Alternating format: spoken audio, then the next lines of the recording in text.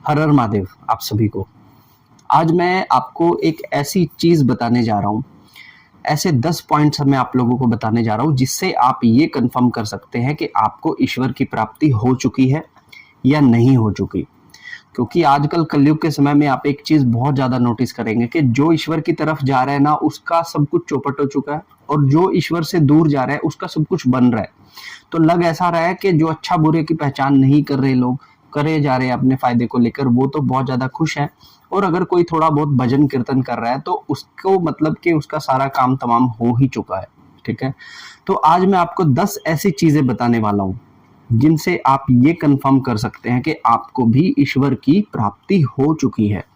ठीक है, ये पॉइंट्स इतने इंपॉर्टेंट किसी साधक के लिए इसलिए हैं क्योंकि 2025 के अंदर जो हम जिस तरह की हमारी जीवन शैली है या फिर जिस तरह का माहौल हम बाहर देख रहे हैं, तो इस चीज का पता होना बहुत ज्यादा जरूरी है कि हम कहाँ तक अपनी आध्यात्मिक उन्नति के अंदर पहुंचे हुए हैं। ठीक है, तो मैं देर ना करते हुए जल्दी से जल्दी आपने ये 10 कारण आप लोगों को। सबसे पहली चीज, अगर आपके सारे प्लान चौपट हो चुके हैं, वो चाहे नौकरी का हो, वो चाहे घर बनाने का हो, वो चाहे किसी पर्टिकुलर व्यक्ति से शादी करने का हो, या फिर आपको किसी पोजीशन को पाने का हो, आपके सारे प्लान्स चौपट हो जाएंगे।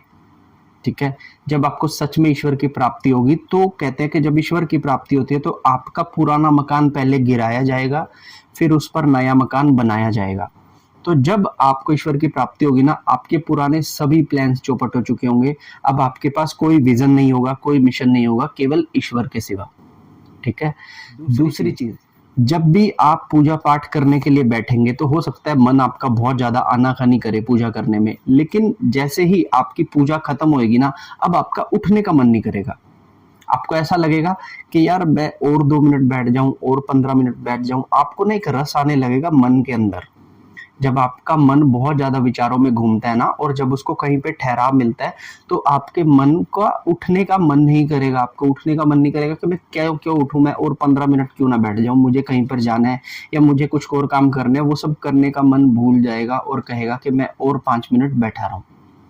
ये था दूसरा लक्षण। तीसरा लक्षण मैं बताता हूँ कि आप जब भी ईश्वर के अधिक समीप होंगे ना, तो आपको गाना कोई भी सुना दो, वो आपके लिए भजन बन जाएगा, क्योंकि हर गाने को सुनने के बाद आप ईश्वर को ही याद कर रहे हैं। ठीक है, तो जब भी आप किसी भजन को सुनकर इमोशनल हो जा रहे हैं, या फिर किसी ऐसे गाने को सुनकर आप इमोशनल हो जा रहे हैं, आप अपने आप को ईश्वर से अटैच कर रहे हैं, तो समझ लीजिए कि आपका मन ईश्वर में लग चुका है और ईश्वर की प्राप्ति आपको हो गई है। ये थी तीसरी चीज। चौथी चीज मैं आप लोगों को बताता हूँ कि आप अब तक ठीक था, सबके बीच में थे, आपके सारे रिश्ते रहेंगे, लेकिन आपको किसी रिश्ते के अंदर ना मिठास नहीं आएगी। आपको ऐसा लगेगा कि यार पहले जो मजा आता था घूमने में, फिरने में, नाइट आउट करने में, या फिर रिश्तेदारों के घर जाने में, अब वो सारे मजे तो आपके खत्म हो गए हैं।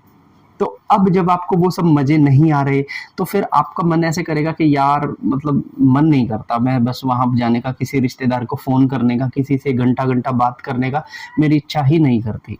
तो अगर आपके साथ भी ये चीज हो रही है, दैट मीन्स कि आप ईश्वर के बहुत ज्यादा करीब आ चुके हैं। अब आपको इस दुनिया के किसी भी रिश्ते में रस नहीं आ रहा। ठीक है, पांचवी चीज जो बहुत ही स्पेशल होती है, क्योंकि बहुत जब आप ईश्वर की पूजा पाठ करते हो ना, तो आपके अंदर बहुत सारी सिद्धियां बनने लग जाती हैं। कच्ची सिद्धियां होती हैं, कुछ पक जाती हैं, और कुछ नई सिद्धियां आपको बीज स्वरूप में मिल जाती हैं।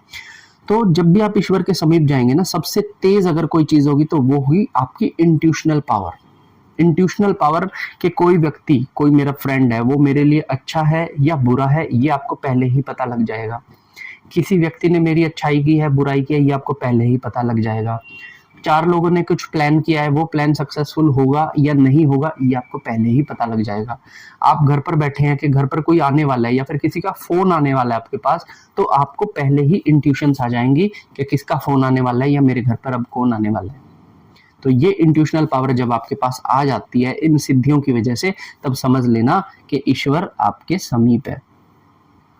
अगली चीज जो हर एक साधक के साथ लगभग होती है, वो ये होती है कि आपको पहले तो यारों दोस्तों से बहुत तरह तरह की बातें करते थे, बिजनेस की बातें करते थे, स्पोर्ट्स की बातें करते थे, गर्लफ्रेंड्स की बातें करते थे, फिल्मों की बातें करते थे। अब आपको वो सब बातें करना पसंद ही नहीं आएगा।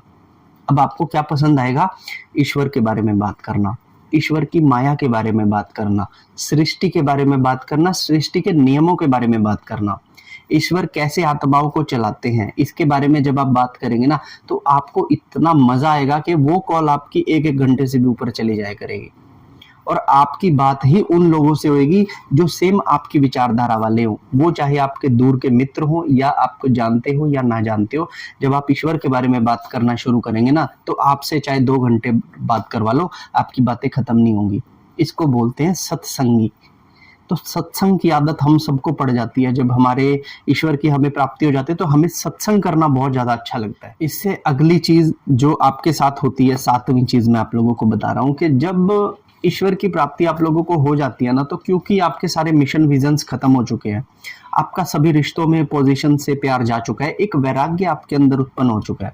तो यहाँ पर आप जो स्ट्रगल अब तक कर रहे थे ना, किसी पोजीशन को पाने के लिए, कुछ पाने के लिए, कहीं जाने के लिए, कुछ मिल जाए आपको, ऐसा कुछ करने के लिए जो स्ट्रगल आप कर रहे थे अपनी मनोकामना की पूर्ति के लिए, वो सारा स्ट्रगल आपकी लाइफ से खत्म हो जाएगा। अब आप किसी भी चीज को पाने के लिए स्ट्रगल नहीं करेंगे। अब जैसा आपको मिलेगा वैसा ही उसी में आप खुश हो जाएंगे। और थोड़ा मिलेगा तो थोड़े में आपको समाई रहेगी, ज्यादा मिलेगा तो उसमें भी आपको समाई रहेगी। ओवर एक्साइटमेंट और इमोशनल ब्रेकडाउन्स आपके साथ नहीं होंगे। ये सबसे अच्छी बात है जब ईश्वर की हमें प्राप्ति हो जाती है। तो 8वीं चीज मैं आपको एक चीज बताता हूँ कि जो व्यक्ति ईश्वर को पा लेता है ना, जिसको जीवन में ईश्वर आ जाता है, उसकी सबसे बड़ी पहचान है कि भाई वो मरने से नहीं डरेगा। वो कहेगा कि मौत मुझे आनी है, बेशक कल आनी है, मैं कहता हूँ कि आज ही आ जाए, मेरा सारा सिस्टम आज ही खत्म हो जाए, मुझे इस चीज का कोई डर नहीं है। ठीक है, तो ऐसा व्यक्ति निडर होकर चलेगा, उसको फ्यूचर्स की प्लानिंग्स नहीं रहेंगी। वो ये सोचेगा कि कोई बात नहीं, मृत्यु आ जाएगी, ठीक है, कोई बात नहीं, चलते बनेंगे। तो जब किसी व्यक्ति की विचारधारा ऐसी हो जाए ना, और उसे अपनी मृत्यु का भी भय ना रहे, तो समझ लेना कि उस व्यक्ति को ईश्वर की प्राप्ति हो चुकी है।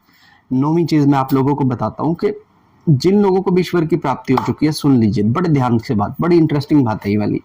जब भी आप किसी मंदिर के अंदर जाएंगे या फिर आपके घर का ही कोई मंदिर होगा, वहां पे चाहे कोई फोटो हो या फिर हो कोई मूर्ति, जब भी आप उसकी तरफ त्राटक करके मात्र 3 से 4 सेकंड भी देखेंगे ना, आपको ऐसा लगेगा कि वो मूर्ति या वो फोटो आपकी तरफ देखकर स्माइल कर रही है। ठीक है ना, जब भी आप देखेंगे ना किसी मूर्ति को, ऐसा आप देखेंगे, जैसे मान लीजिए मैं देख रहा हूं, तो वो मूर्ति के चेहरे पर एक हल्की सी स्माइल होगी, जिसे आप हर वक्त नहीं देख सकते। जब भी आपका पूजा का टाइम होगा या जब भी आप नमन करेंगे, आप उसे तभी देख पाएंगे। आपको बकायदा ऐसा लगेगा कि यार ये मूर्ति मेरी तरफ देख के ना हंस रही है। तो इसका ये बहुत बड़ा एक सिम्टम है कि हमको ईश्वर की प्राप्ति हो चुकी है, क्योंकि उस चीज को हर कोई नहीं देख सकता। मोबाइल में वीडियो बनाकर आप इस चीज को कैप्चर नहीं कर सकते। ये सिर्फ आपके मन के अंदर एक चीज रहेगी।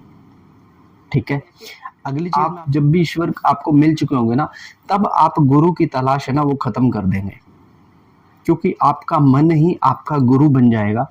और जितनी भी चीजें आपके सराउंडिंग में हो रही है ना, वो सब आपको समझ आएंगी। डिवाइन सोल्स आपको गाइडेंस देंगी। तब आपकी जो वो एक पहले सर्च थी ना कि कोई अच्छा गुरु मिल जाए, वो सर्च भी आपकी खत्म हो जाएगी। तो ये थे 10 ऐसी बातें जिनसे आप ये पता कर सकते हो कि आपको ईश्वर की प्राप्ति हो चुकी है या नहीं हो चुकी। अगर इनमें से कोई भी चीज आपके साथ है तो आप समझ लीजिए कि आप ईश्वर के बहुत ज्यादा नजदीक है। तो अगर आपको वीडियो अच्छी लगे तो इसे लाइक कीजिएगा, कोई क्वेश्चन हो तो कमेंट करके बताइएगा, चैनल को सब्सक्राइब कीजिए और अपने दोस्तों के साथ शेयर जरूर कीजिएगा। हर हर महादेव।